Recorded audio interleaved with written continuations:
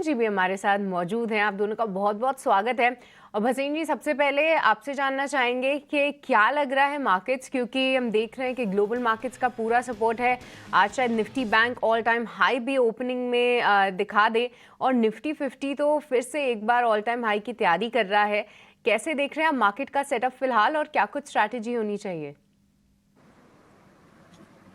हाँ, good morning सृष्टि, आपको, डिम्पी और अभिषेक को।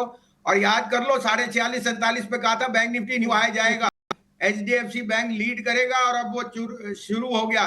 तो 50,000 आ रहा है बैंक निफ्टी पे, और वो चाहे 2 दिन में आए या 4 दिन या हफ्ते में, वो पता नहीं मुझे, लेकिन बैंक निफ्टी यहाँ से आउट परफॉर्म है। और जो अंडर परफॉर्मेंस था वो अभी था, क्योंकि ऑफ एचडीएफसी बैंक जो अब आ गया है। और आप देख सकते हैं एचडीएफसी, कोटक, आईसीआईसीआई, तो पीएसयू बैंक्स में प्रॉफिट बुकिंग आएगी। लेकिन लार्ज कैप प्राइवेट बैंक जो मैं पहले से भी कह रहा था कि आउट परफॉर्म है, वो होने चाहिए। सृष्टि, बाकी बाजार मेरे हिसाब से थोड़ा सा यहाँ रुकना चाहिए, क्योंकि क्वार्टरली अर्निंग से ज्यादा विश्लेषण आएगा, और अर्निंग्स कैचअप होंगी या उसको डिस्काउंट करेंगे, ये देखना पड़ेगा। अभी आपको स्टॉक स्पेसिफिक होना चाहिए। आपको याद है, मैंने आपको बड़ी जोर से इंडिया बुल 90, 100, 110 में कहा था। अभी भी मैं आज देखिए 7,000 करोड़ या 6,500 करोड़ की मार्केट कैप पे 4,000 करोड़ की कैपिटल इन्फ्यूजन, और वो भी सबसे मार्की नेम्स। एम्बेसी ने सबसे बड़ा स्टेक लिया है, और इनके पास जो है लैंड बैंक सेल्फ ओन्ड है, तो ये कोई इनको अक्वायर नहीं करना। अगर उसकी मोनेटाइजेशन हुई तो margin will be the highest. तो मेरे हिसाब से तो India Bull real estate can be a huge multi bagger in the next 3 years. 450 500 भी चले जाए 2 साल में तो कोई बड़ी बात नहीं। अभी तो आप 1 साल में भी 300 का भाव देख सकते हैं इसमें आसानी से, क्योंकि अगर रियल एस्टेट में कोई लैग कर रहा था वो ये था बिकॉज ऑफ नो प्रमोटर। दूसरा, कैपिटल इन्फ्यूजन से जो इन्वेस्टर्स हैं उनकी स्ट्रेंथ दिखती है।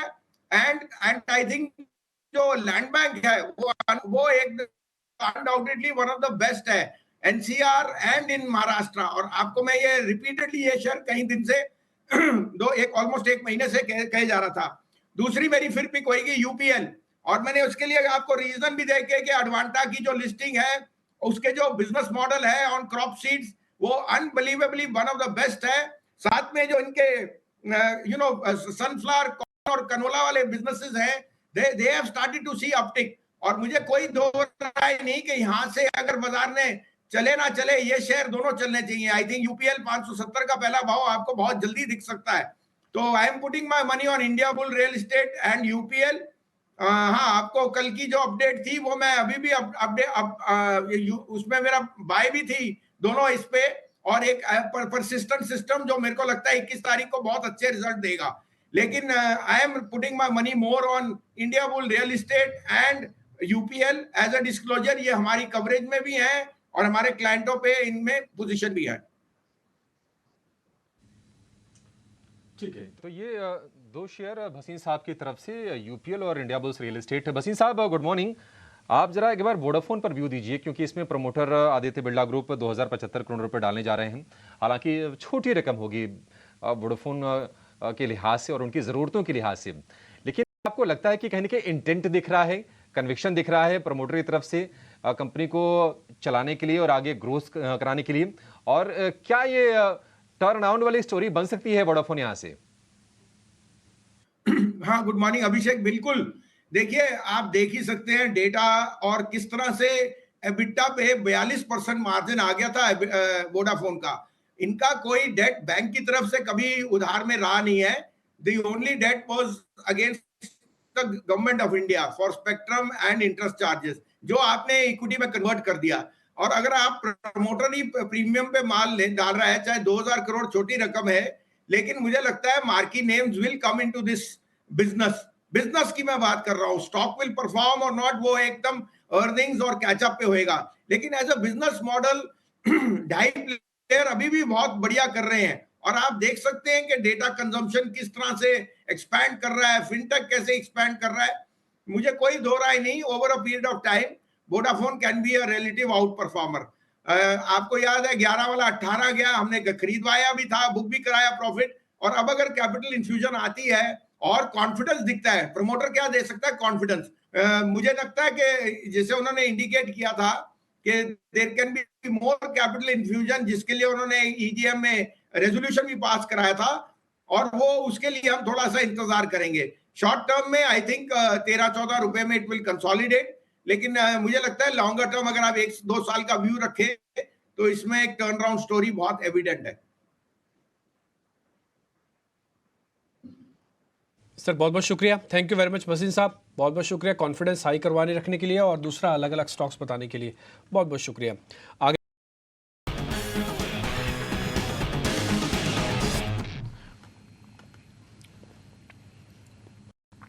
भसीन साहब बहुत बहुत शुक्रिया, thank you very much, Gudi Padwa की आपको बधाई और जय माता दी। सर आज नमस्ते के साथ आपको मैं जय माता दी भी बोलूँगा क्योंकि आप माता के बहुत बड़े भक्त हैं, मेरे को मालूम है, और आज से नवरात्रि भी की शुरुआत हो रही है। सर बहुत बहुत शुक्रिया टाइम देने के लिए। कल मैं आपको इसलिए भी याद कर रहा था क्योंकि कल तीनों इंडाइसिस, निफ्टी ने, बैंक निफ्टी ने, सेंसेक्स ने अपने ऑल टाइम हाई को टेस्ट कर दिया, और क्या शुभ घड़ी में कि ठीक नवरात्रि आ रहे हैं उससे पहले हम ऑल टाइम हाई पे हैं। सर सलाह भी दीजिए और सुझाव भी दीजिए, डरना है या फिर और आगे बढ़ना है? हाँ, गुड मॉर्निंग डिम्पी जी, आपको भी और ईटी नाउ के सारे परिवार और सब दर्शकों को जय माता दी। नवरात्रि की बहुत बहुत शुभकामनाएं।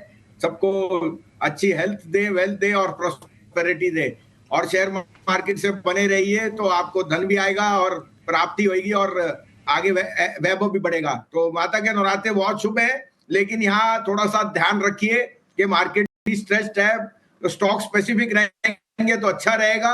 आपने अभी गोदरेज प्रॉपर्टी का जिक्र किया, आपको याद है 3-4 साल से हम जब कहते थे, सबसे पहले मैंने इसको 350-400 में पकड़ा था, फिर 1200-1400 हर भाव में, और देखिए आज 2600 का ऑल टाइम हाई हो गया। अनक्वेश्चनेबली ये बता रहा है कि जो वेल्थ इफेक्ट है सोने के बढ़ने से, स्टॉक मार्केट और real estate is now the most wanted asset. इस कारण से मुझे लगता है रियल एस्टेट तो अभी शुरुआत में है, और smart money is buying fixed assets, क्योंकि वहां पे 20 साल बाद एक ऐसी तेजी आई है जो अभी भी आगे लगती है, और वेल्थ इफेक्ट से ये और बढ़ेगी। तो मैंने आपके लिए पहले भी कहा था, इंडिया बुल रियल एस्टेट जो ये नया ट्रांजिशन हुआ है, जब 4000 करोड़ की इक्विटी इन्फ्यूजन 7000 की इक्विटी मार्केट कैप में आ रही है, वो बहुत पॉजिटिव है। एम्बेसी और ब्लैकस्टोन और पूनावाला बहुत मार्की नेम्स हैं, और अगर वो they are putting their money where their mouth is, तो इन्वेस्टर को यहाँ और निवेश करना चाहिए। एंड ऑफ द ईयर 250 रुपए का टारगेट आपको मैं आश्वासन देता हूं आना चाहिए। आज के लिए 3 पिक्स है मार्केट में। मैं ये जरूर कहूंगा कि अभी भी थोड़ी सी चाल बाकी है, लेकिन आप देखें तो ब्लॉक डील्स, न्यू इश्यूज और जो जिस तरह से फर्वर है वो लेफ्ट आउट फीलिंग को बता रहा है। थोड़ा सा यहाँ कॉशन जरूर रखना चाहिए, क्योंकि अब मुझे लगता है on all parameter markets are typically नीचे रीचिंग अ क्रेसेंडो। तो प्रॉफिट बुकिंग, थोड़ा सा लिक्विडिटी रखिए कि जब करेक्शन आए आपको अपडेट दे दूं। आप कहें तो मैं शुरू करूं। बिल्कुल सर, बिल्कुल बताइए, अपडेट भी दीजिए और नए शेयर्स भी बताइए सर। हाँ, तो कल भी मैंने आपको इंडिया बुल कहा था 134-35, मैं अभी भी कह रहा हूँ 125 रुपए, 123 रुपए का स्टॉप लॉस रखिए अगर रखना है, लेकिन ये मेरे को 180 टारगेट बहुत जल्दी दिखता है, हो सकता है अप्रैल में ही। दूसरा मैंने आपको कल भी कहा था, यूपीएल इज अनबिलीवेबल। कल आपने देखा caustic soda, speciality chemical, China में सब न्यू हाइस पे है, 3 मंथ हाइस पे, और इसका मतलब यूपीएल का जो अंडरलाइंग बिजनेस है, speciality chemical, crop seeds, that is doing extremely well. वहां बॉटमिंग आउट हो गई प्राइसेस की। कंपनी ने इंडिकेट कर दिया है कि $9 बिलियन की जो वैल्यूएशन उसकी एडवेंटा की है, उसमें से 20 से 25% स्टेक वो घटा सकता है टू रिड्यूस दैट। लेकिन मुझे लगता है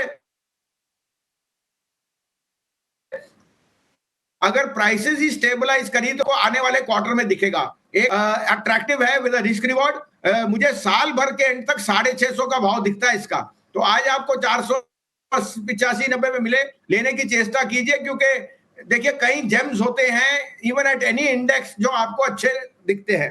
दूसरा मैंने आपको इंडिया बुल आपको मैंने बता ही दिया कि अगर 7000 करोड़ पे 4900 3900 4000 की कमिटमेंट आ रही है फ्रॉम मार्की नेम, और अगर लैंड बैंक का जो उनके पास सेल्फ ओन्ड है उसके मार्जिन आप एक्सपैंड करें तो I think this stock can easily hit 250, 180, 185 मुझे बहुत जल्दी दिखते हैं इनमें।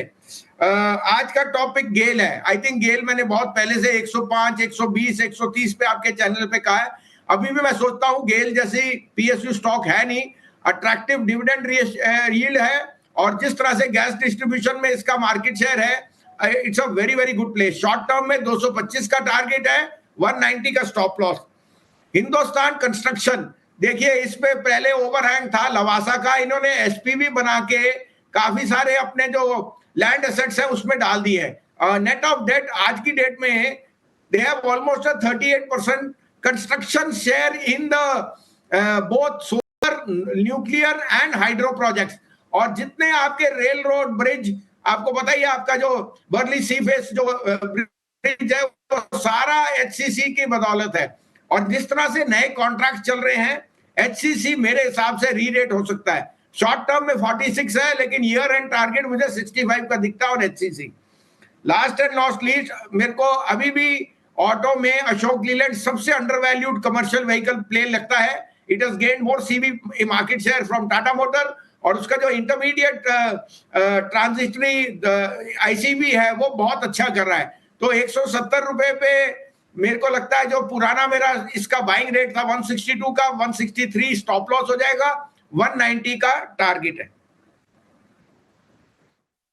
ठीक है, भसीन साहब की तरफ से 3 दमदार शेयर। और गेल डबल सेंचुरी लगाकर एक कारोबार कर रहा है। साल भर पहले 100 रुपए के आसपास के भाव थे, लेकिन अब इसमें 225 टारगेट, कल 200 के ऊपर की क्लोजिंग दी है। एचसीसी पर भरोसा है, अब 46 का टारगेट नियर टर्म का है, लेकिन 65 रुपए तक जाने का दमखम इसमें है। और अशोक लेलैंड 190 रुपए के टारगेट के लिए ये 3 बेहतरीन शेयर भसीन साहब की तरफ से। भसीन साहब, बहुत शुक्रिया आज आपका समय देने के लिए, और एक बार फिर से आपको गुड़ी पड़वा की, नवरात्र की, नए संवत की